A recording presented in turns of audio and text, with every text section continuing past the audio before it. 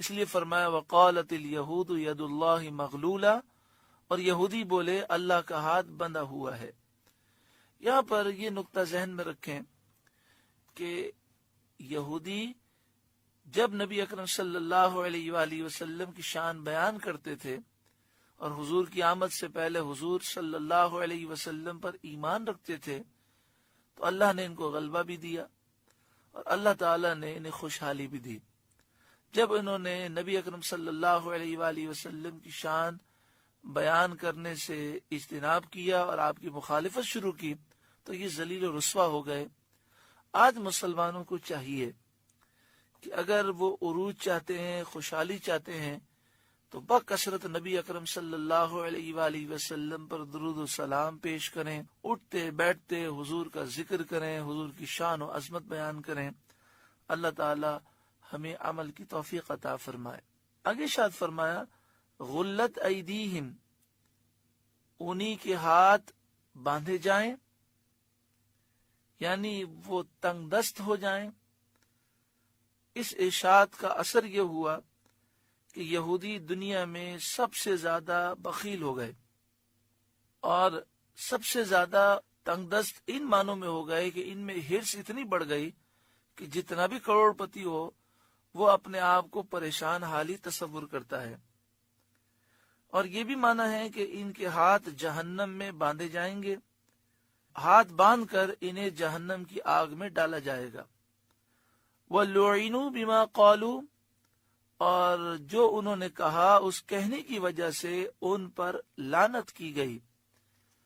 بل یداہ مبسوطتان، بلکہ اللہ کے ہاتھ کشادہ ہیں، یعنی وہ جواد ہے، کریم ہے، وہ عطا فرماتا ہے۔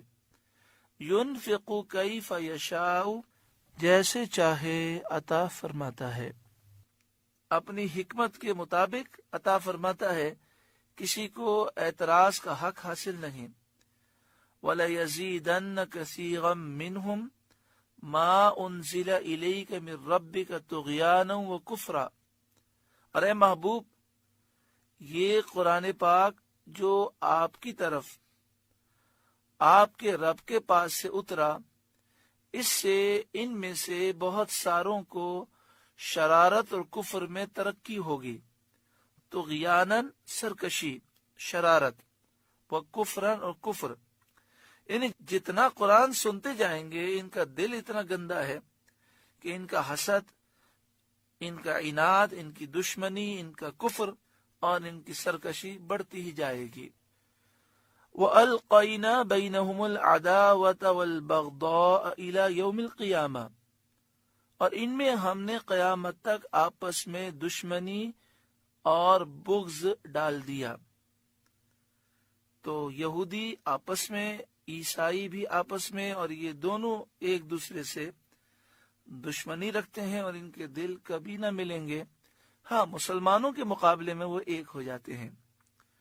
کلما اوقدوا نارا للحرب اطفأها اللہ، کلما اوقدوا نارا للحرب، جب کبھی وہ لڑائی کی آگ بھڑکاتے ہیں، اطفأها اللہ، اللہ اسے بجھا دیتا ہے۔ یہ یہودی لڑائی کی آگ بھڑکانے کی کوشش کرتے ہیں، آج بھی وہ یہی کر رہے ہیں کہ ایک قوم کو دوسری قوم سے لڑاتے ہیں اور چاہتے ہیں کہ سب آپس میں لڑتے رہیں اور پوری دنیا پر یہ حکومت کرتے رہیں۔ وَيَسْعَوْنَ فِي الْأَرْضِ فَسَادًا، اور زمین میں فساد کے لیے دوڑتے پھرتے ہیں۔ وَاللَّهُ لَا يُحِبُّ الْمُفْسِدِينَ، اور اللہ فساد کرنے والوں کو پسند نہیں فرماتا۔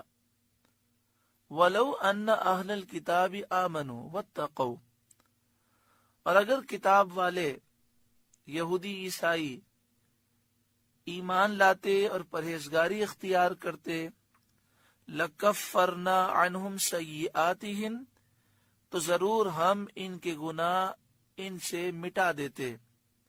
وَلَأَدْخَلْنَاهُمْ جَنَّاتِ النَّعِيمِ، اور ضرور ہم انہیں چین کے باغات میں لے جاتے۔